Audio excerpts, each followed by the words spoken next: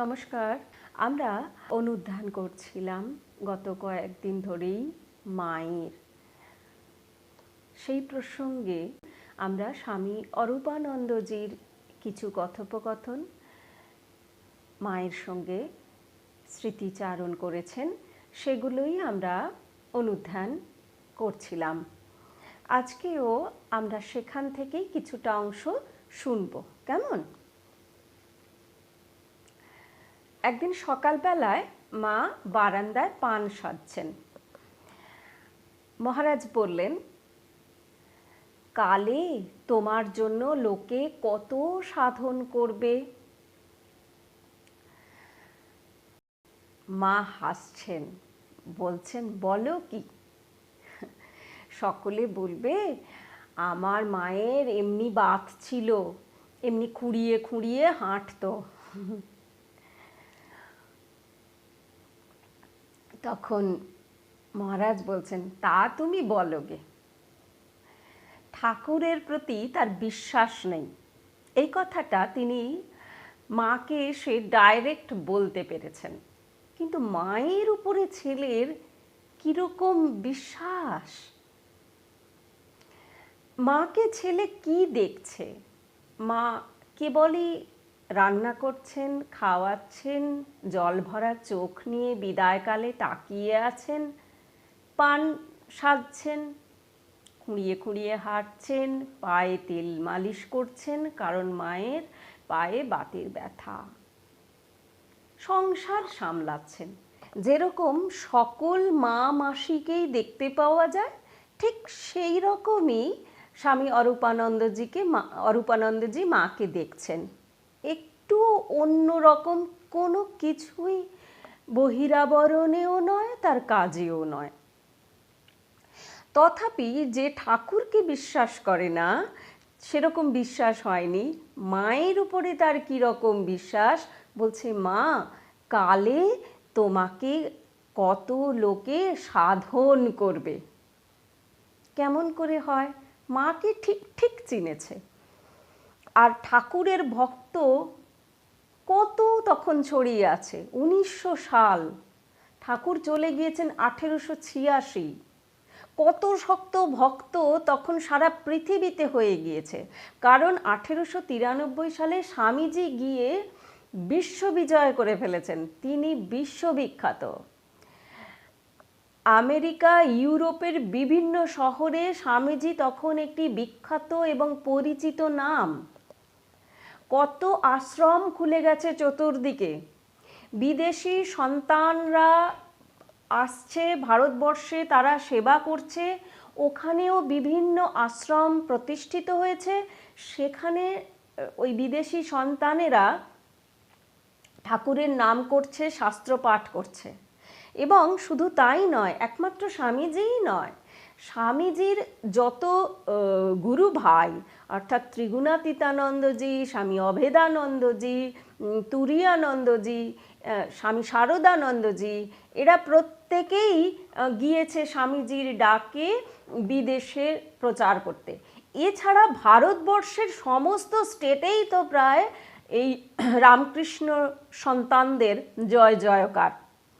আর ভারতের স্বাধীনতা সংগ্রামে তখন যারা সংগ্রামী, ঘোরতর তখন সংগ্রাম চলছে।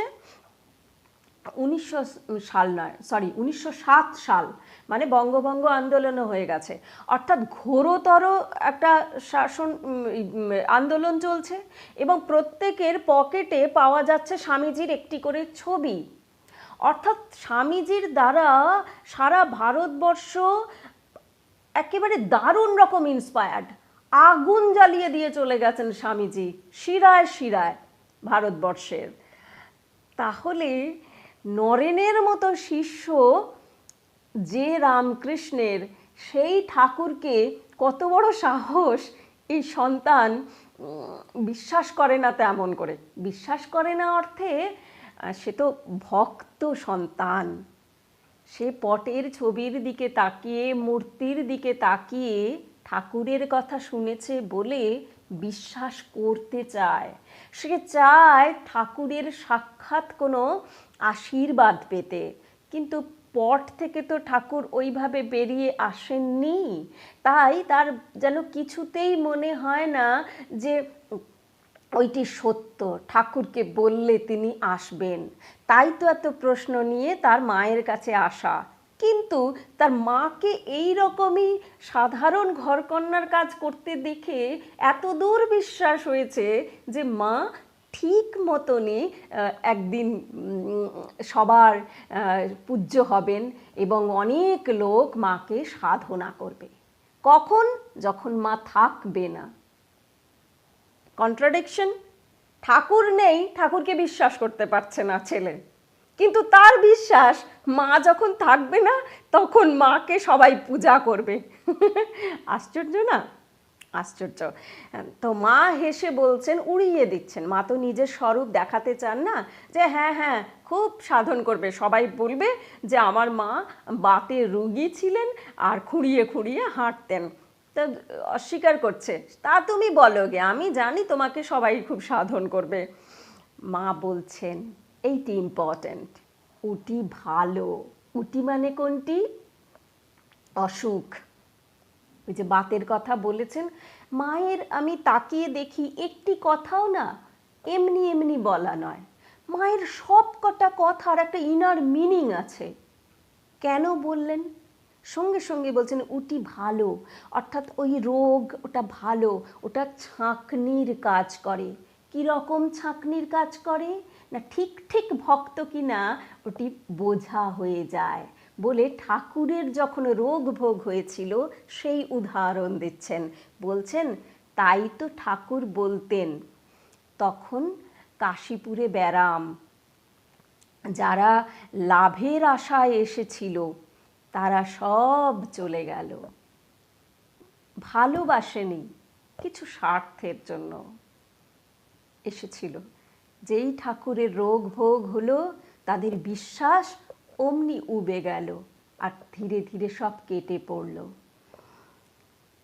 বললে যখন তারা চলে গেল, বললে উনি অবতার, ওনার আবার ব্যারাম কি? ওসব মায়া। কিন্তু যারা আমার আপনার জন, তাদের আমার এই কষ্ট দেখে বুক ফেটে যাচ্ছিলই তো। ঠাকুরের সন্তানদের কথা আমরা একবারও যদি খুব ভালো করে দেখি, কিভাবে অমন সেবা করতে পারে। আজকে নিজের গর্ভজাত সন্তান সন্ততি বাবা মায়ের এই সেবা করে না, নিজের স্বার্থের জন্য বিভিন্ন স্টেট হোক, একই শহরে অন্যত্র থাকে অথবা বিদেশে পাড়ি দেয়, মা বাবার খোঁজটি পর্যন্ত করে না। তারা সেখানে নিজেদের স্বপ্ন পূরণ করছে, আর এখানে বাবা মা মুখের রক্ত তুলে রোজগার করে তার স্বপ্ন পূরণের চেষ্টা করার জন্য সিঁড়ি হয়েছিলেন যারা, তারা ঘরের মধ্যে একলা থেকে এক সময় অসুস্থ হয়ে কোন দিন মারা যাচ্ছেন। পাড়াপড়শি যখন বুঝছে যে কেউ নেই, কিছু অ্যাক্সিডেন্ট হয়েছে, তখন এসে দরজা ভেঙে বার করছে লাশ। এই রকম হয়।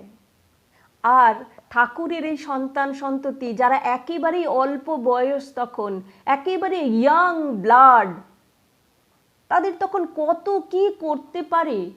প্রত্যেকের বাড়িতে বাবা মা রয়েছে, অথচ একটা কঙ্কালসার মানুষ, কারুর 2 বছর দেখা, কারুর 3 বছর, কারুর 1 বছর, কারুর 5 বছর, এই রকম দেখাশোনা। আর ওই অতটুকু বয়সে কি তারা বোঝে? কিন্তু বুঝেছে। মানুষটাকে কিছু বুঝুক চাই নাই বুঝুক, পরবর্তীকালে ঠাকুরকে বেশি বুঝেছে, এটা তাদের জীবনে আমরা বেশি দেখতে পাই। কিন্তু বিশ্বাস করেছে 16 আনা, আর 2 নম্বর হচ্ছে ভালোবেসেছে। ঠাকুর যেমনি তাদের ভালোবেসেছেন, তারা ঠাকুরকে একেবারে উজাড় করে ভালোবেসেছে। মানে বিছানার মধ্যে হিসু পটি সব পরিষ্কার করছে এই ইয়াং ছেলের দল, পালা করে করে, রাতের পর রাত জেগে জেগে। ঠাকুর যখন 1 জানুয়ারি কল্পতরু হচ্ছেন, তখন ঠাকুরের সামনে যারা এসেছে, ঠাকুরকে ছুঁয়েছেন, ঠাকুর যাদেরকে ভাবের আবেশে ছুঁয়ে দিয়েছেন, তাদের প্রত্যেকের ওই সময় ব্রহ্ম উপলব্ধি হয়েছে, যার জন্য কোটি জন্ম তপস্যা প্রয়োজন হয়। ঠাকুরের 2-3টি ভক্ত সেই সময় ওই কাশীপুর উদ্যানবাটির ছাদ থেকে তারা দেখছে এরকম কিছু একটা ঘটনা হচ্ছে, লোকে হাসছে, কাঁদছে ঠাকুরের ছোঁয়ায় ছোঁয়ায়। ঠাকুর একটি বিশেষ ভঙ্গিমাতে দাঁড়িয়ে আছেন, কাউকে পা দিয়ে স্পর্শ করছেন, কাউকে হাত দিয়ে স্পর্শ করছেন, আর অদ্ভুত একটা ঘটনা ঘটে চলেছে। সেই লীলা তারা দেখছেন, কিন্তু কেউ দৌড়ে আসছেন না। কেন? ঠাকুর উঠতে পারেন না। ঠাকুর বহুদিন পরে বিছানাটা থেকে একটু কষ্ট করে উঠে আজকে বাইরে উদ্যানে বেড়াতে বেরিয়েছেন। ঠাকুর উঠতে পারেন না বলে ঠাকুরের ওই যে বিছানায় শয্যাশায়ী মানুষ, যেখানেই তার হিসুপটি, সেটি পরিষ্কার করার দরকার, সেইটি রোদ্দুরে দেওয়ার দরকার, চাদরটি বদলানো দরকার। কি? কেন? ওই ঠাকুরের স্বাস্থ্য ঠিক থাকবে। সেই কারণে তারা যেই ঠাকুর উঠে গেছে, সঙ্গে সঙ্গে ঠাকুরের বিছানাপত্তর, কাঁথা কম্বল নিয়ে এসে ছাদে এসে রোদে দিচ্ছে, পেটাই করছে, ধুচ্ছে, শুকোচ্ছে। ছাদ থেকে তারা দেখছে, কারুর এই ইচ্ছা হচ্ছে না যে অবতার বরিষ্ঠায় আজকে সকলকে ভববন্ধন খণ্ডন করে দিচ্ছেন, যাই গিয়ে একবার ছুঁয়ে নি। ওই লালায়িতই নয় তারা, ওই লোভ, ব্রহ্মোপলব্ধির লোভও তারা সংবরণ করছে। এত ভালোবাসে ঠাকুরকে। ঠাকুরের হিসুপটির বিছানাটা পরিষ্কার করা তাদের কাছে অনেক বেশি ভালো মনে হচ্ছে, জরুরি বলে মনে হচ্ছে। এত ভালোবাসা, আহা, ভাবলে বুকের ভিতর কিরকম করে। এমন ভালোবাসা আছে আমাদের? কারুর প্রতি বোধহয় এই ভালোবাসা নেই। কেন নেই? নিজের মা বাবার প্রতিও নেই, নিজের সন্তানের প্রতিও এমন নেই। দৌড়াতাম আমরা। কেন নেই? কারণ প্রত্যেকটা সম্পর্ক তৈরির পিছনে আমাদের কিছু না কিছু, স্থূল না হোক সূক্ষ্ম এক্সপেকটেশন আছেই, স্বার্থ সুখের আশা আছেই। ঠাকুরেরও এই তার সত্যগুণী বালক ভক্তদের উপরে কোনো আশা ছিল না, একমাত্র তাদের ভবিষ্যৎ সুরক্ষিত করা। আর ঠাকুরের এই সন্তানেরা, তারাও কোনো এক্সপেকটেশন নিয়ে ঠাকুরের কাছে আসেনি।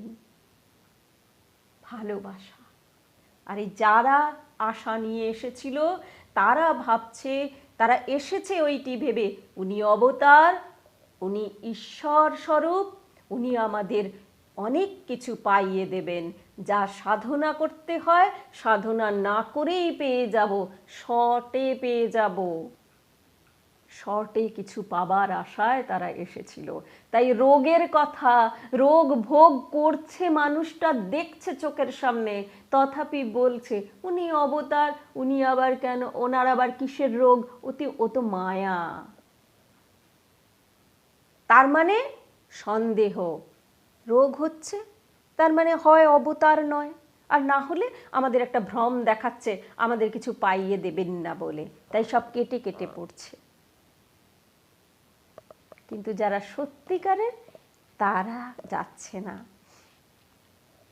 ঠাকুর বলছেন, যারা আমার আপনার জন, তাদের আমার এই কষ্ট দেখে বুক ফেটে যাচ্ছে। তো যারা করেছে তাদের আশীর্বাদ দিয়ে যাবেন না? সব তার আশীর্বাদ ধন্য এই সন্তানেরা। প্রণম্য আমাদের কাছে। তাই শিখতে হলে ওইটি শিখতে হবে, ওইভাবে গুরু ভক্তি করতে হবে। এই তো গুরু পূর্ণিমা গেল, শুধু গুরু পূর্ণিমায় গুরুকে গিয়ে একটি বার প্রণাম করা নয়, গুরুকে ঈশ্বর জ্ঞানে শুধু নয়, ঈশ্বর জ্ঞান তো করতেই হবে, এইটিই শুধু নয়, তাকে আপনার থেকে আপনার জন বলে ভালোবাসতে হবে, নিজের থেকেও বেশি ভালোবাসতে হবে, স্বার্থের নামগন্ধহীন হয়ে তাকে ভালোবাসতে হবে গুরুকে। আর নিজের মা বাবা সবার প্রতি এই ভালোবাসাটাই দরকার, এই ভালোবাসা শিখতে হবে। যেখান থেকে কিছু পাচ্ছিও না, যেখান থেকে আঘাত পাচ্ছি, সেইখানেও ভালোবাসাটা কিন্তু রাখতে হবে। জানি আমি আমার এখানে স্বার্থ আছে, তাই আমার আঘাত লাগছে, ওটা তো একটা মনের অবস্থা, ওটিকে সরিয়ে দিতে হবে। ওই স্বার্থবোধটাকে সরিয়ে দিতে হবে, তা না হলে এদের থেকে কি শিখলাম? কিছুই না, এ জীবনটাও বৃথা চলে যাবে। স্বার্থবোধ আছে বলেই আঘাতটা লাগছে। যাই হোক, তারপরে মা নিজের কথা বলছেন যে আমার জ্বর হয়েছে, তো কুসুম একটি মেয়ে, সে গিয়ে সবাইকে বলছে যে মায়ের গায়ে প্রচণ্ড জ্বর, তাপে পুড়ে যাচ্ছে গা, মা প্রলাপ বকছেন। তখন ওখানে উপস্থিত অনেকে বলছে না না, মায়ের আবার কিসের অসুখ, ওই অবতার জ্ঞান, ঈশ্বর জ্ঞান, কিন্তু ভালোবাসাটা নয়, আপনার আপজন এই মনে করে যে ভালোবাসা, আমার বাপ, আমার মা, আমার সন্তানের মতো ঈশ্বর, তেমন করে ভালোবাসতে পারেনি। তাই বলছে উনি তো ঈশ্বর, ওনার আবার জ্বর কি, ওনার আবার প্রলাপ কি।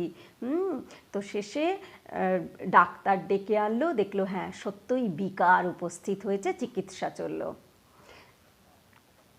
এরপরে স্বামী অরূপানন্দজির মায়ের প্রতি খুব বিশ্বাস হয়েছে, এখন মনটা একটু প্রস্তুত হয়েছে, তো মাকে এসে বলছে মা আমি মন্ত্র নেব। মা তো অবাক, এত ভক্তি, এত কিছু, মা মা করে বারবার চলে আসছে, এত ভালোবাসে। মা বলছেন আমি তো ভেবেছিলাম তুমি মন্ত্র নিয়েছো, এখনো মন্ত্র নাওনি। আচ্ছা দেব। পরের দিন দীক্ষা হলো, মন্ত্র দেওয়া হলো। বলছেন যে ভগবানের মন্ত্র জপ করলে দেহ মন শুদ্ধ থাকে, এইটি আমাদের খুব মনে রাখতে হবে। মন্ত্র জপ কেন করব? আর কিছু হোক চাই নাই হোক, আমাদের এই দেহ, আমাদের মন শুদ্ধ হবে। আমরা চাই বা না চাই, আমাদের এই প্রত্যেকটা ইন্দ্রিয় দিয়ে, কান নাক চোখ, এর তো কোনো ঝাঁপ নেই যে আমার শোনা হয়ে গেল, যেটুকু শুনবার এবার একটা ঝাঁপ ফেলে দিই, না, অনবরত অকথা কুকথা কানে আসছেই, তুমি চাও বা না চাও। তোমার চোখেও কোনো ঝাঁপ নেই, আর চোখ বন্ধ করে ঘুমের সময় ছাড়া থাকতে পারি না আমরা, তাহলে আমি চাই বা না চাই আমাকে কিন্তু কুদৃশ্য ভালো দৃশ্য সবার মধ্যে দিয়েই যেতে হয়। তাই প্রত্যেকটা দেখা সঙ্গে সঙ্গে মাথা একটা কিছু চিন্তা করে বসে, একটা রিয়াকশন হয়, আর ওই প্রত্যেকটা ওই যে চিন্তার তরঙ্গের সঙ্গে সঙ্গে একটা করে কিন্তু কর্ম হয়ে গেল, আর প্রত্যেকটা ভালো আর মন্দ কর্মের একটা করে ফল গিয়ে কিন্তু আমার পিঠে, আমার বোঝা হয়ে আমার ভবিষ্যৎ জন্মগুলোকেই প্রভাবিত করতে লাগলো। এত দূর কিন্তু ঘটনাটা ঘটতে থাকে। ছোট্ট একটু একটা জিনিস দেখলাম, একটা মন্তব্য করে দিলাম, এটা তো খুব স্বাভাবিক ব্যাপার না। এই প্রত্যেকটা মন্তব্যের দায় কিন্তু আমাকে নিতে হবে। নিরীহ হোক আর কটু হোক বা কাউকে আঘাত দেওয়া হোক, সেগুলো তো বটেই, প্রত্যেকটি কথা, ইভিন প্রত্যেকটা চিন্তা, সেগুলো কাউন্ট হবে, সেগুলো ভালো না মন্দ, ভালোরও ফল তোমাকে নিতে হবে, মন্দেরও ফল তোমাকে নিতে হবে। এ জন্মে যদি না নিতে পারো, পরবর্তী ভবিষ্যৎ জন্মগুলোতেও তোমাকে নিতে হবে। এবার মুখটি খুলবার সময় সব সময় বুঝে খুলতে হবে, আমি ভালো বলবো না মন্দ বলবো, আদৌ কিছু বলবো কিনা, যতটুকু প্রয়োজন সেইটা ছাড়া আমি কথা বলবো কিনা। কিন্তু চিন্তাকে তো আটকাতে পারি না, ফিল্টার করে কানে ঢোকাতে পারি না। অকথা কুকথা শুনিয়েই যাচ্ছে লোকে, অকাজ কুকাজ চোখ দিয়ে দেখেই যাচ্ছি আমি, সঙ্গে সঙ্গে চিন্তা হচ্ছে। এটা ফিল্টার হবে কেমন করে? পারেন, অনেকে পারেন, কিন্তু আমরা সবাই পারি না।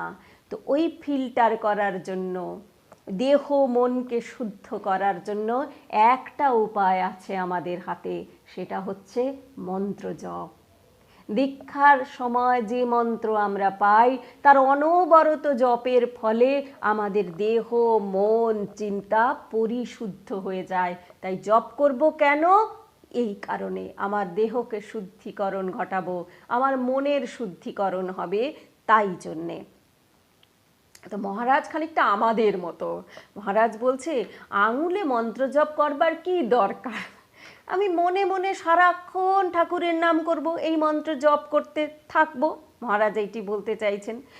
ওনার ইন্টেনশন খুব ভালো, যে আঙুলে আমি গুনে গুনে 108 বার করবার দরকার কি আছে, গুনবার কি দরকার, ঠাকুরের নাম যত নেব ততই তো ভালো, এইটি বলতে চাইছেন মহারাজ। এই নয় যে আমি করবই না। তো তখন মা বলছেন, কি সুন্দর কথাখানি, মনে রাখতে হবে সকলকে আমাদের।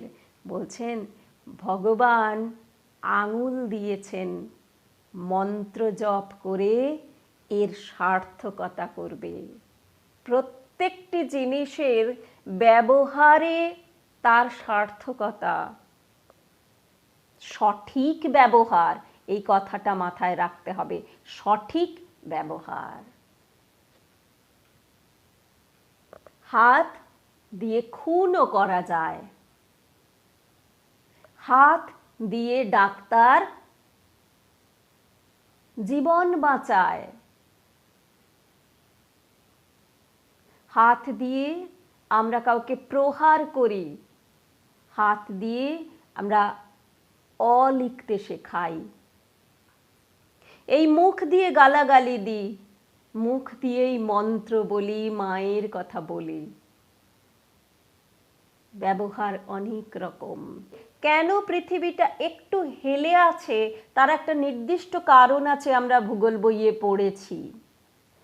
সেই যত ডিগ্রি, তার হাফ ডিগ্রি যদি পৃথিবীটা বেঁকে যায়, বেঁকে কেন থাকবে, পৃথিবীটা একটু সোজা করে দিলাম, তাহলে কিন্তু সব গন্ডগোল হয়ে যাবে। ওই একটুখানি টিল্টেড করবার দরকার আছে, ভয়ঙ্কর দরকার আছে, ওটাই যথার্থ। সেরকম একটি কীটাণু কীট, তারও প্রয়োজনীয়তা আছে জগতে, আদারওয়াইজ এই জগতের ভারসাম্য নষ্ট হয়ে যায়। তো যেইটাতে সার্থকতা, সেই সঠিক কাজটি করার দরকার আছে। এটা হচ্ছে চুজ করতে হবে কাকে, আমাদেরকে। আমাদের হাতে শুধুমাত্র ওইটিই দিয়েছেন, ওইটি হচ্ছে ইচ্ছা শক্তি। আমি কি করব, জীবনটা তো বয়েই যাবে, আমি চাই বা নাই চাই, আমি জন্মানোর সঙ্গে সঙ্গে ফিক্সড আছে আমি মৃত্যুর দিকে চলেছি, আমি যাবই। আমি জীবনটা নিয়ে কি করব, হেসে খেলে কেবল কাটিয়ে দেব, নষ্ট করে দেব, আবার একটা জন্ম, আমার সমস্ত সুখের আশায় আমি যা যা সঞ্চয় করছি ভালো এবং মন্দ কাজ করে করে, সব বোঝার মতো কিন্তু জমছে, এর প্রত্যেকটার দায়ভার নিতে হবে। কেবল সুখের আশায় ঘুরে ঘুরে আমরা কিন্তু আমাদের পরবর্তী জন্মগুলোকে অভিশপ্ত করে তুলছি, অভিশপ্ত করে তুলছি। কাজ করবার আগে, কথা বলার আগে আমরা কখনো চিন্তা করবার আগে এটা ভেবে দেখি না, কিন্তু যারা আমরা আধ্যাত্মিক পথের পথিক তাদের কিন্তু চিন্তা করতে হবে, তাদের দায়িত্ব অনেক বেশি। তাই আমাদের হাতেই জন্ম থেকে মৃত্যু পর্যন্ত সময়টায় কিচ্ছু নেই। আমাদের কর্মফলের দরুন গত জন্মে আমরা যা যা করেছি তার কর্মফলের দরুন এ জীবনে যা ঘটছে সেগুলো ঘটবেই, কিন্তু এ জীবনে আমি যা করব, বলবো, চিন্তা করব তার কর্মফলের দরুন আমার ভবিষ্যৎ জন্মগুলো সুরক্ষিত হতে পারে এবং অভিশপ্ত হতে পারে। আমার তাহলে হাতে কি আছে? অপশান। আমি কি চুজ করব? আমি ওসব চুজ করার দিকে যাব না। সকলে যা করছে, পার্টি ফুর্তি, টাকা পয়সা জোগাড় করছে, আমিও তাই করব। শুধু নিজের সুখের আশায় আমি ঘুরব। ঘোরো, ওটা তোমার অপশন। আর আমি দেহ মন শুদ্ধ করে আমি ঠাকুরকে ভালোবাসবো, ঠাকুর তৃপ্ত হবেন, আমি এমন কাজ করব। এই নয়, অনেকে ভাবতে পারে যে পাথরের মুখে কি হাসি ফুটবে, এরকমও কথা শোনা যায়। ঠাকুরকে তৃপ্ত করব মানে কি? ঠাকুর হাসবেন মানেটা কি? এই যে ঠাকুর একটি জীবন ফেলে গেছেন, এই যে মা একটি জীবন ফেলে গেছেন, যেখানে একটি, আমি যারা রিসার্চ করছে তাদেরকে আমি একদিন একটা প্রশ্ন করেছিলাম, আচ্ছা আপনারা তো মায়ের জীবন আমাদের থেকেও খুঁটিয়ে খুঁটিয়ে দেখেছেন, একটা কোনো স্বার্থচিন্তা প্রসূত ঘটনা খুঁজে পেয়েছেন? স্পষ্ট উত্তর না, আমিও পাইনি। তন্ন তন্ন করে মায়ের যতগুলি জীবন আছে আমি চেষ্টা করেছি খুঁজবার, কিন্তু আমিও পাইনি। এই যে স্বার্থবোধ শূন্য একটা জীবন ফেলে গেছেন, যে জীবনের সবটুকু কেবল এই আমাদের কল্যাণের জন্য, তাদের জীবনটা অনুসরণ করে চললে, কেন তারা এসেছিলেন? ওই জীবনটা ফেলে যাওয়ার জন্য। ওই পথটা রেখে গেছেন, ওই পথ অনুযায়ী আমাদের চলতে বলছেন। ওই রকম করলে তাদের মুখে হাসি ফুটবে, তারা হাসবেন, তারা বুঝবেন ওকে যে জীবনটা দেওয়া হয়েছে সার্থক হয়েছে ওর জন্ম। আর আমরা খুশি, যেমন বাবা মা কিছু একটা শেখালে ঠিক সেই রকমটি যদি আমরা করে আসি, বাড়ি ফিরি, তখন মা বাবা কত আনন্দিত হয়। আর যদি আমরা করে না আসতে পারি, যদি ফেলিওর হই, ব্যর্থ হই, হয়তো মুখে কিছু বলেন না, কিন্তু তাদের হৃদয়টা কাঁদতে থাকে, কষ্ট হয়। ঠিক তেমনি আমরা জীবনটা নষ্ট করে দেব, তারা কাঁদবে। আমাদের ভবিষ্যৎ জন্মগুলো নষ্ট হয়ে যাচ্ছে, তারা কষ্ট পাচ্ছে যে একটি জীবন দিলাম, তাও পারলো না আমার সন্তান, শিখতে পারলো না। তাই মন্ত্র জপ, আঙুলটা দিয়েছে, মন্ত্র জপ করে সেই আঙুলের সার্থকতা আনো। স্বামী শারদানন্দজির কথা, শারদেশানন্দজির কথা আগের দিনও বলেছিলাম। বৃদ্ধ সাধু, মায়ের আশীর্বাদ ধন্য, তার কি দরকার আছে? কত জন্ম, কত স্বীকৃতি থাকলে, ওই যে ভালো কাজের স্বীকৃতি স্বরূপ ছোট্টবেলায় মায়ের কাছে এসেছে, স্বয়ং ভগবানকে দেখেছেন, তার আশীর্বাদ পেয়েছেন, তিনি ত্যাগী সন্ন্যাসী হতে পেরেছেন। এতটুকু ছাড়তে আমাদের প্রাণ একবারে আইঢাই করে ওঠে, আর এরা সব ছেড়ে দিয়ে চলে এসেছে। কতখানি স্বীকৃতি, ভালো কাজটি করেছে বলে গত জন্মে, এই জন্মে তিনি স্বামী শারদেশানন্দজি হয়েছেন। বৃদ্ধ সাধু তবু জপ করেন, এত জপ করেন, এত ধ্যান করেন যে জপ করার ভঙ্গিমায় হাতের আঙুল বেঁকে গিয়েছে। তার সেবক এসে প্রত্যেকদিন আঙুলগুলোকে সোজা করার চেষ্টা করে। আঙুল দিয়েছেন ভগবান, আঙুলের সার্থকতা বিধান করছে। এই হচ্ছে দৃষ্টিভঙ্গি, আমাদেরও রাখতে হবে। যাই হোক, এরপর 25 তারিখে উদ্বোধনে এসেছে। মা উদ্বোধনে ঠাকুর ঘরে বসে রয়েছেন। আপনারা সকলেই নিশ্চয়ই ঠাকুর ঘর দেখেছেন উদ্বোধনের। তো সেইখানে বসে রয়েছে মহারাজ এসেছেন, মায়ের সঙ্গে কথা বলছেন। বলছেন, মা, যদি ঈশ্বর বলে কেউ থাকেন তবে জগতে এত দুঃখ কষ্ট কেন? আমার আপনার সকলের মনের কথা বলে দিয়েছে, এত দুঃখ কষ্ট কেন? তো ঈশ্বর কেন সব ঠিক ঠিক করে দিচ্ছে না? তিনি কি দেখছেন না? তার কি এসব দূর করবার শক্তি নেই? মনে পড়ে নরেনের কথা। এসে ঠাকুরকে ঠিক এই রকম ধরনের হাজারো প্রশ্ন করে ব্যতিব্যস্ত করে তুলতো। এরা হচ্ছে জগৎগুরু। কিছুটা তারা বলেন, বাকিটা তাদের জীবন দেখায়। স্বামী তুরীয়ানন্দজি বলছেন না যে শিক্ষা দেবে কে? তুমি তো দেখছি কিছুই বোঝনি। একটা জীবন তৈরি করো, ওই জীবনটা হাজারো লোককে শিক্ষা দেবে। জীবনটাই উপদেশ, ওই জীবনটা গঠন করা দরকার। শুধু মুখে বললে কি হবে? খাতায় লেখা থাকলে কিচ্ছু হবে না। জীবন, ঠাকুরের জীবনটা হচ্ছে জীবন্ত শাস্ত্র। তাকে দেখে লোকে অন্যরকম হয়ে যাচ্ছে। তো স্পেসিফিক আনসার দিচ্ছেন মা। বলছেন, সৃষ্টি সুখ দুঃখময়। সৃষ্টি মাত্রই তার মধ্যে সুখও থাকবে, দুঃখের অনুভূতিও থাকবে। দুঃখ না থাকলে সুখ কি বোঝা যায়? আর সকলের সুখ হওয়া কি করে সম্ভব হতে পারে? আমি না একটা কথা মাঝে মাঝে ভাবি, মা, সবসময় আমরা বলি গ্রামের মহিলা লেখাপড়া জানে না। কি করে মা এত গভীর কথা বলে দিচ্ছেন? 1910 সালে এটা হচ্ছে, এই কথাটা 1910 সালে হচ্ছে। স্বামীজি 1893 সালে ইউরোপ আমেরিকার বিভিন্ন জায়গায় ঘুরে ঘুরে বক্তৃতা দিয়েছেন। সেই সময় তিনি কর্মযোগ ব্যাখ্যা করেছেন, সেটা স্বামীজি। তার জ্ঞান শক্তি অফুরন্ত। কেমন? তার মুখে সবই মানানসই।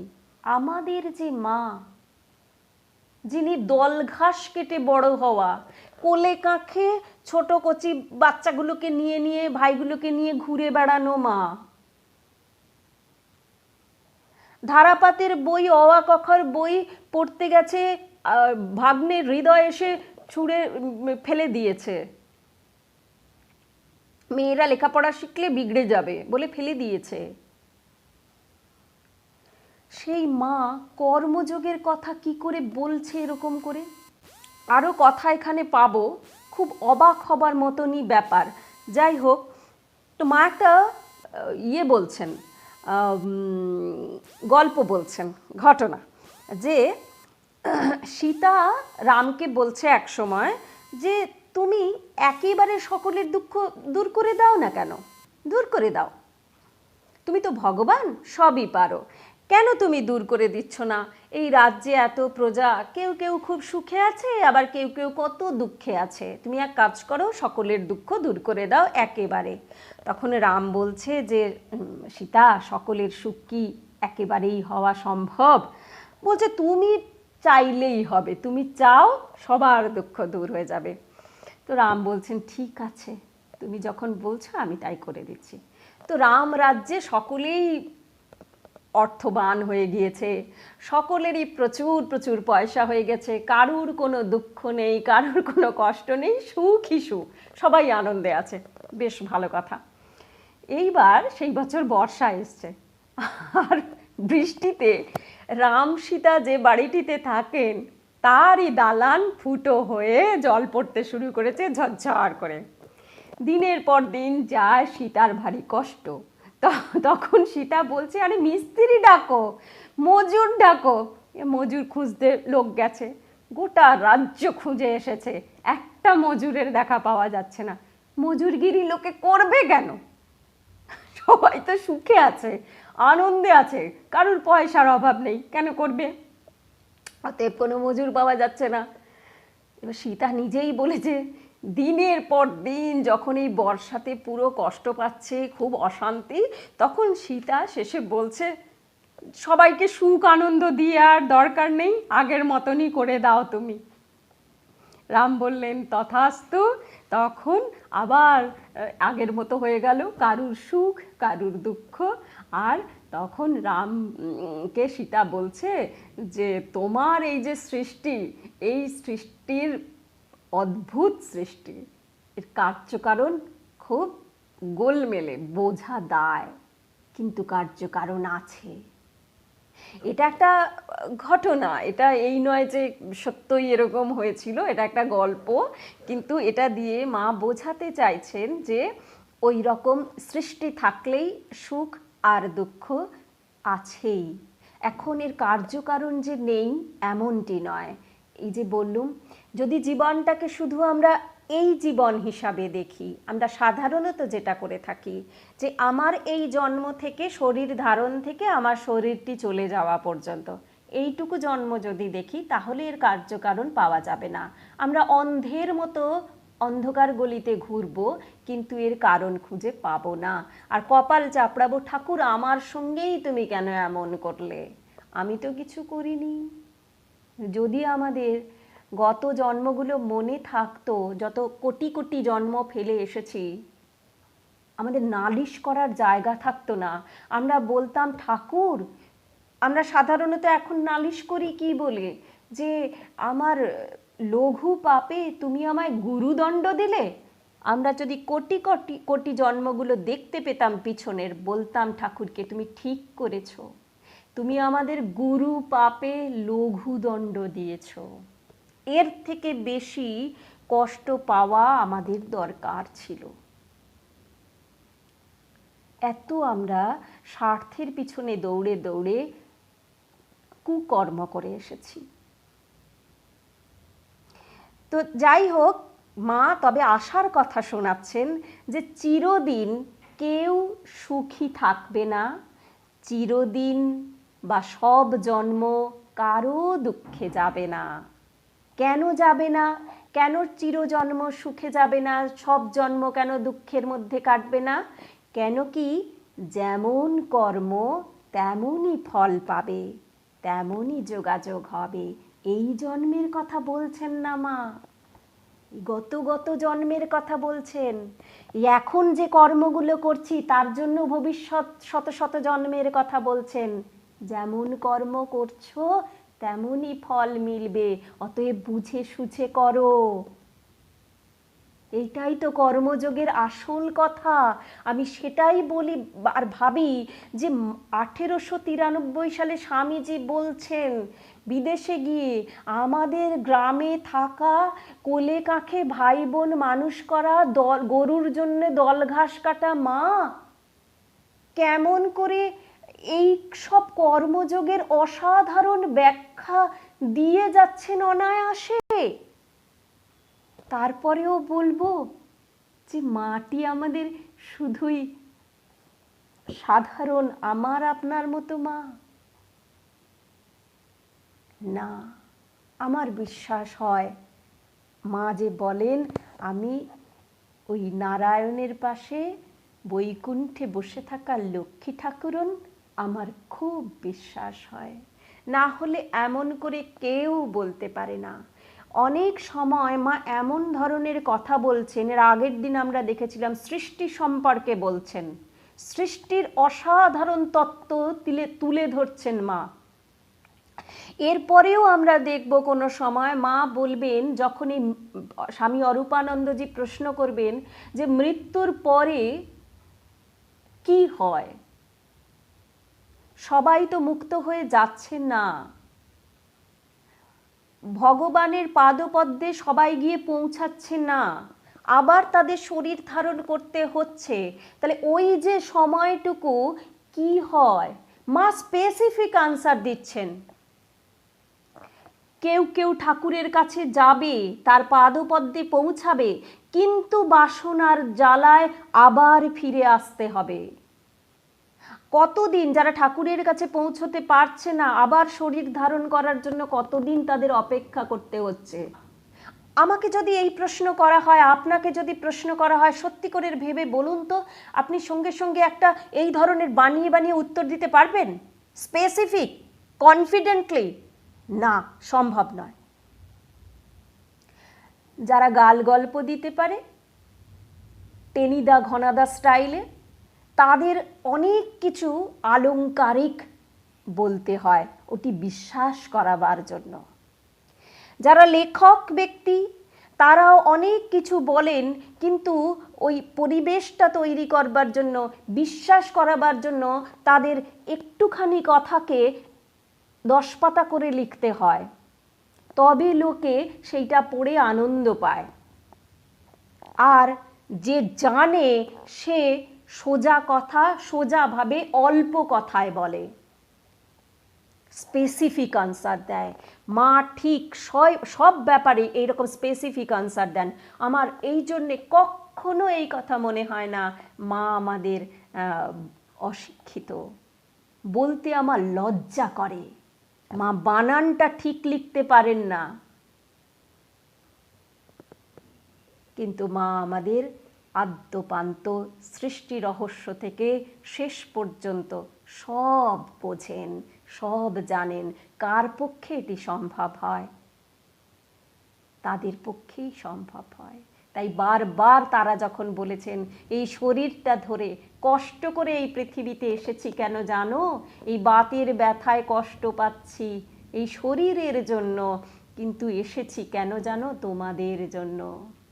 এই যে জীবনটা রেখে যাচ্ছি, এই জীবনটি দেখে তোমরা একটু ভাবো, ভেবে একটু শেখো যে কেমন করে এই যে মহামূল্যবান জীবনটা পেয়েছো, শরীর ধারণ করেই তোমরাও এসেছো, এটা হেলায় হারিয়ে দেবে নাকি সৌভাগ্য তিলকটাকে মর্যাদা দেবে, সার্থক করে তুলবে।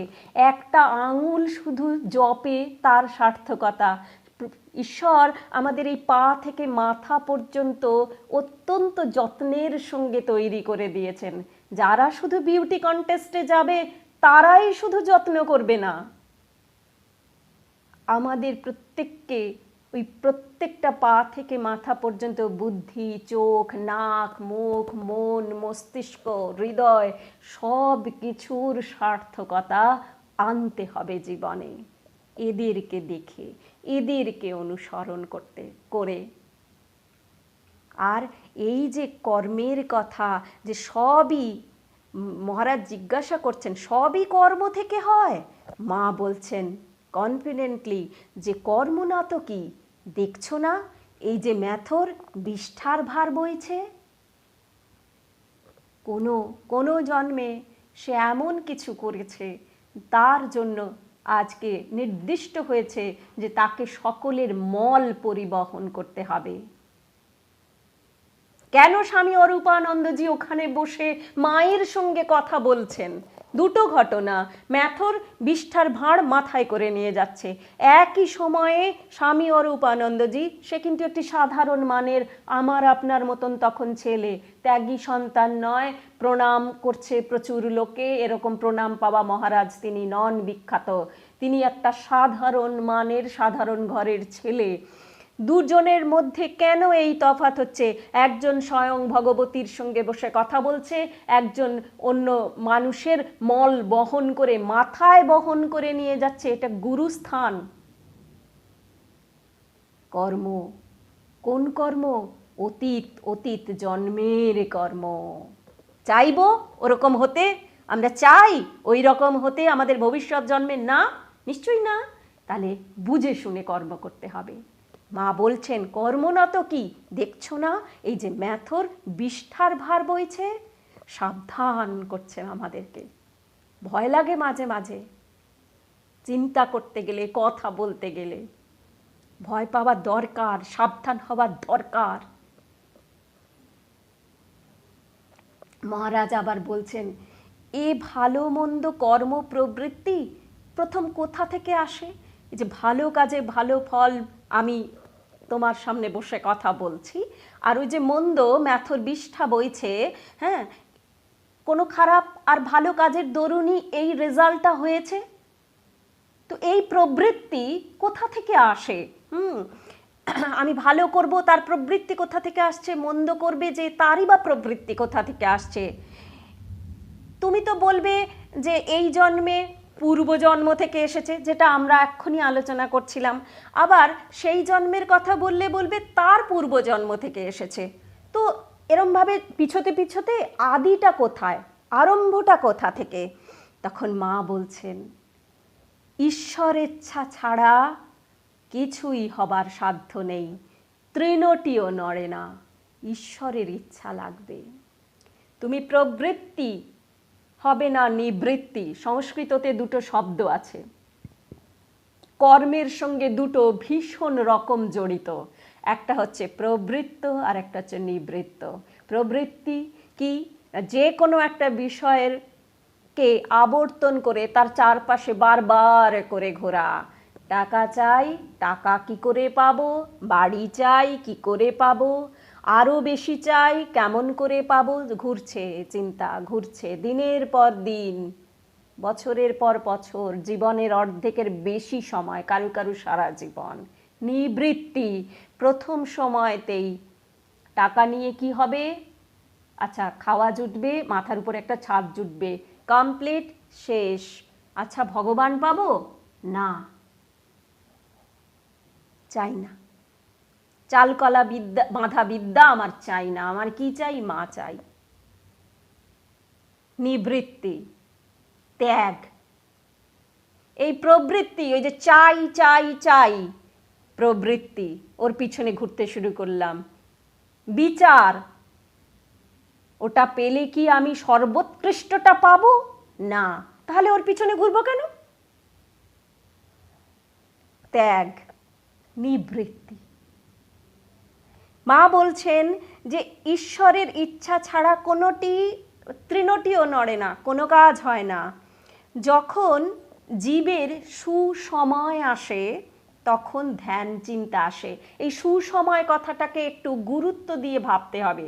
সুসময় মানে আমরা ভাবি যে আমার সুসময় মানে আমার এখন, আগে আমি খুব গরিব ছিলাম, এখন আমার টাকা হয়েছে, আমার ব্যাংক ব্যালেন্স হয়েছে, আমার আর কোনো অসুবিধা নেই, এখন আমার চারপাশে অনেক বন্ধু এসে গিয়েছে, আর ইন্স্যুরেন্স করা আছে, আর যেন আমার পরেও অসুবিধা হবে না, মেডিক্লেম করা আছে, তাহলে আমি অসুস্থ হলেও আমার হাসপাতালে কোনো প্রবলেম হবে না, রাইট?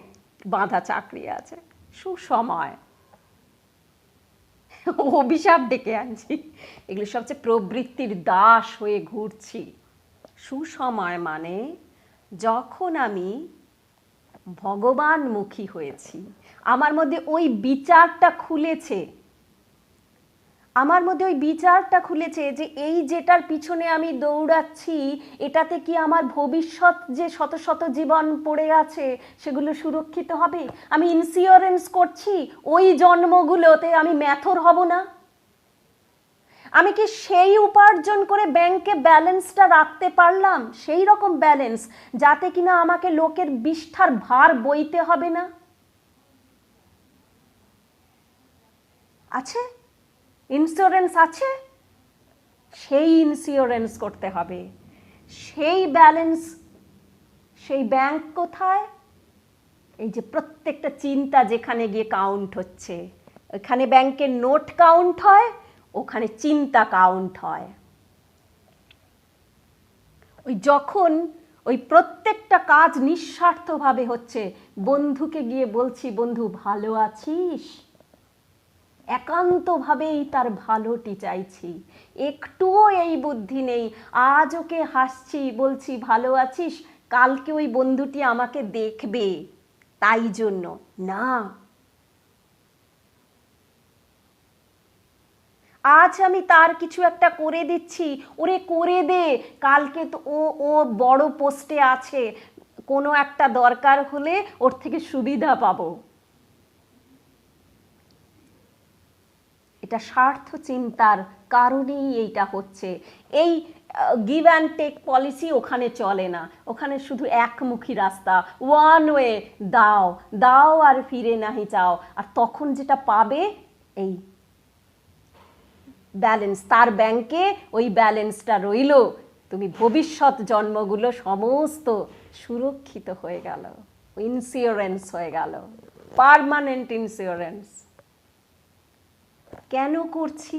একটা ছোট্ট বাচ্চাকে আমি, অনাথ আতুর বাচ্চা, তাকে দুমুঠো খেতে দিলাম, একটা অনাথ আশ্রমে আমি কিছু সাহায্য পৌঁছে দিচ্ছি, এই নয় আমি ফেসবুকে দেব বাহা বাহা করবে বলে, আমার আছে আমি দেখাতে চাইছি বলে নয়, আমার সত্যই প্রাণটা কাঁদবে, শিশুটির সর্বার্থে আমি মঙ্গল চাইছি। কখন বোঝা যায়? প্রথমে বোঝা যায় না, সব ভালো ভালো, যার জন্য করছি সেই ভিখিরিটা আমার দিকে একটুখানি আমাকে একটা ঘুরিয়ে কথা বলুক, আনএক্সপেক্টেড কোনো একটা রিপ্লাই দিক, সঙ্গে সঙ্গে বলবে কি পাজি, ওকে কোনো কিছু দেওয়া উচিতই হয়নি। বোঝা যায় এক্সপেকটেশনটা ছিল। কিন্তু যদি কাজটা করা হয় এই রকম ভাবে যে আমি কিছুই চাই না, তুমি সামনে দাঁড়িয়েছো বলে আমার মনের মধ্যে ওই সহানুভূতিটা জাগলো যে আমার হাত তোমাকে কিছু দেবার জন্য উঠলো। আর একটা ব্যাপার কি, ভগবান এত মানুষের মধ্যে থেকে আমাকে চুজ করেছে ওই অনাথ আশ্রমে জিনিসগুলো পৌঁছে দেবার জন্য। সারা পৃথিবীতে এত মানুষ আছে, তাদের কত কন্ট্যাক্ট আছে, আমাকেই বেছে বেছে কেন? কেন কি সে চাইছে আমি কিছু করি।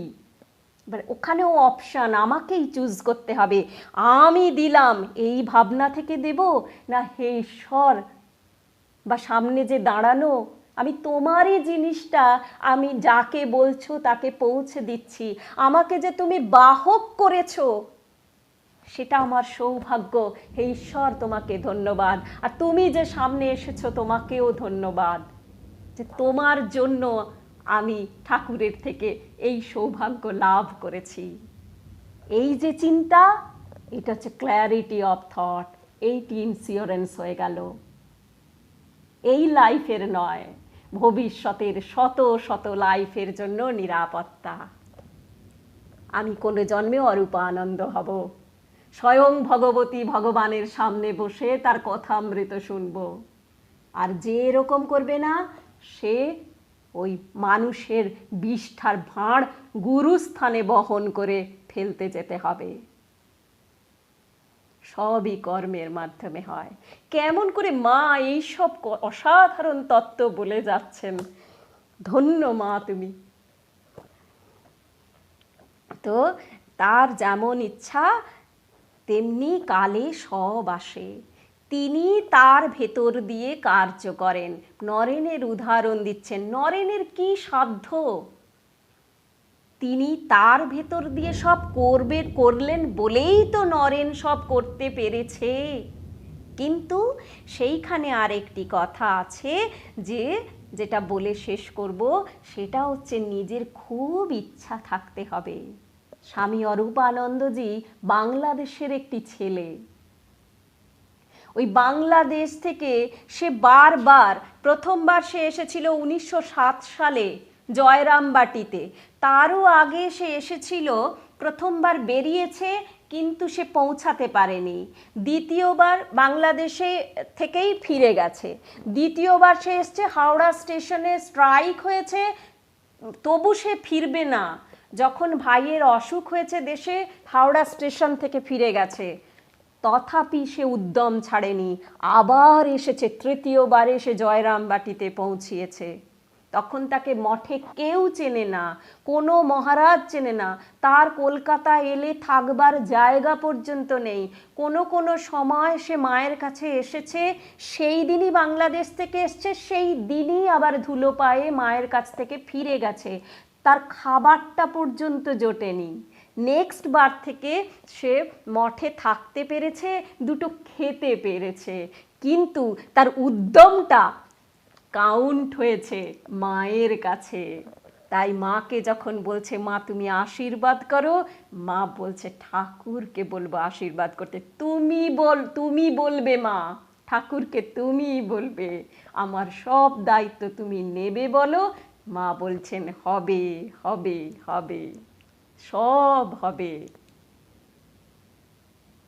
সে তখনও মন্ত্রও পায়নি, ত্যাগী সন্ন্যাসীও নয়, কিন্তু তার এই উদ্যম, এই যে ঈশ্বরের কাছে যাবার জন্য, তার পদপ্রান্তে পৌঁছাবার জন্য এত যে ইচ্ছা, সেই ইচ্ছার জন্য মা বলছেন তার ইচ্ছা ছাড়া কিছু হয় না। আমার এই যে ইচ্ছা, এই উদ্যম দেখে তখন খুশি হয়ে যাবেন। আমরা খুশি হই না? আমার জন্য যদি কেউ খুব ভাবে, আমার জন্য বার যদি কেউ কিছু করার চেষ্টা করে নিঃস্বার্থভাবে, কি হয়? আমরা খুশি হয়ে যাই। আর ভগবান তো অনেক আগেই গলে যায়, ভগবান খুশি হবে না?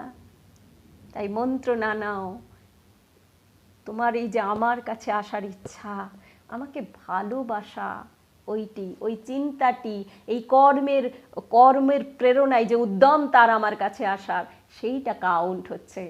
তাই হবে হবে হবে, সব হবে। তাই আমাদেরও নিজের ইচ্ছাটা রাখতে হবে। অপশন সব সময় দুটো। যিশু বলেছিলেন যে তোমরা সব সময় পথে দুটো অংশ পাবে। একটা দিক সবুজ তৃণভূমির উপর দিয়ে চলে গেছে, মখমলের মতন ঘাস, সেই পথে কোনো কষ্ট নেই। আর একটা পথ বোল্ডারে ভরা, হ্যাঁ, শুকনো খটখটে, চলতে গিয়ে পায়ের পাতা ছিঁড়ে যাবে। কিন্তু ওই যে মখমলের মতো রাস্তা, ও তোমাকে দূরে নিয়ে যাবে, হারিয়ে যাবে।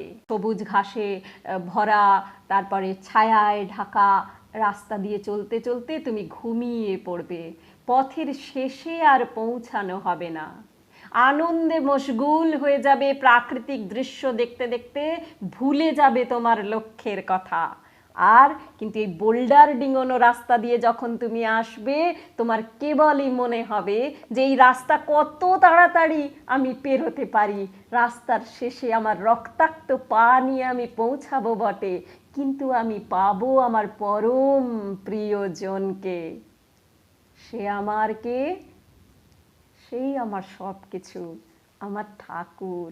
তো দুটো পথের শেষেই ঠাকুর দাঁড়িয়ে আছেন। এই পথে কষ্ট হোক, আমি তাকে খুব তাড়াতাড়ি পৌঁছলে পাবো। আর ওই পথে আমার হারিয়ে যাবার সম্ভাবনা। আমরা হারিয়ে গেছি, হারিয়ে যাচ্ছি, তার থেকে দূরে চলে যাচ্ছি। সব সময় অপশান আছে আমার কাছে, আমি কি চুজ করব, ওটাই আমাদের হাতে আছে। আমরা তাকে চুজ করি, তাহলে তার দিকে যাব। কেমন করে যাব? এই তাদের জীবনগুলোকে অনুসরণ করে আমরা কাজ করব। কারণ প্রত্যেকটা কাজ করার আগে, চিন্তা করার আগে আমাদেরকে মনে রাখতে হবে এই কাজের ফলটা কি হচ্ছে, আমাদের ভবিষ্যৎ জন্মগুলোকে অভিশপ্ত করছে নাকি সিকিওর করছে। এইখানে ভগবানের কিচ্ছু করার নেই, আমার নিজের কর্ম আমাকে ভোগ করতে হবে। আজকের অনুধ্যান এখানেই শেষ করছি, আবার পরবর্তী অনুধ্যানে ফিরে আসবো আমরা। সকলের মঙ্গল প্রার্থনা করে এখানে শেষ করছি।